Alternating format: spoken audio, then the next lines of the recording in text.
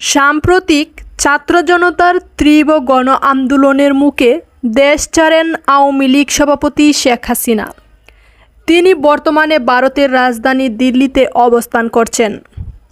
তিনি সেখানে কী করছেন, কিভাবে সময় কাটাচ্ছেন তা নিয়ে একটি প্রতিবেদন প্রকাশ করেছে লন্ডন ভিত্তিক সংবাদ মাধ্যম ফিনান্সিয়াল টাইমস। পত্রিকাটি বলছে, শেখ হাসিনার অবস্থান এখন দিল্লির ডিনার পার্টিগুলোর সবচেয়ে জনপ্রিয় আলোচনার বিষয়। প্রতিবেদনে দাবি করা হয়েছে, ক্ষমতাচ্যুত প্রধানমন্ত্রী দিল্লিতে তার মেয়ের সঙ্গে অবস্থান করছেন। প্রধানমন্ত্রীর পদ থেকে গত 5ই আগস্ট পদত্যাগের পর ভারতের দিল্লিতে অবস্থান করছেন সাবেক প্রধানমন্ত্রী শেখ হাসিনা।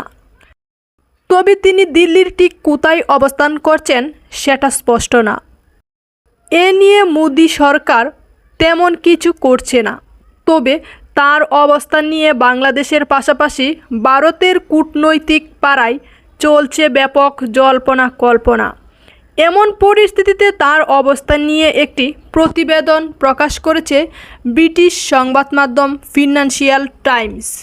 18ই সেপ্টেম্বর বুধবার এ নিয়ে একটি প্রতিবেদন প্রকাশ করেছে ব্রিটিশ সংবাদ মাধ্যম ফিনান্সিয়াল টাইমস। এতে বলা হয়েছে, শেখ হাসিনা ভারত সরকারের একটি সেফ হাউসে রয়েছে, থাকছেন মেয়ে সাইমা ওয়াজেদ পুতুলের সাথে। এমনকি তাকে তার দলবলের সাথে দিল্লির অন্যতম অভিজাত পার্ক লোদি গার্ডেনে ঘুরে বেড়াতে দেখা গেছে।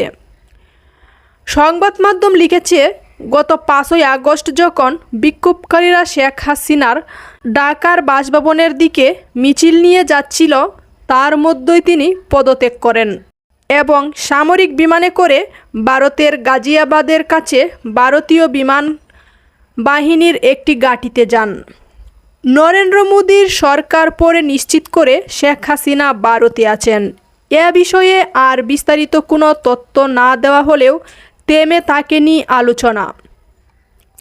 ফিনান্সিয়াল টাইমসের প্রতিবেদনে বলা হয়েছে, বিভিন্ন মাত্রায় বিশ্বাসঘাতকতার সাথে ভারতের আলোচক শ্রেণীর অনেক সদস্য ব্যক্তিগতভাবে দাবি করছেন, ক্ষমতাচ্যুত শেখ হাসিনা ভারত সরকারের একটি সেফ হাউজে আছেন, থাকছেন মেয়ে সাইমা ওয়াজেদ পুতুলের সাথে।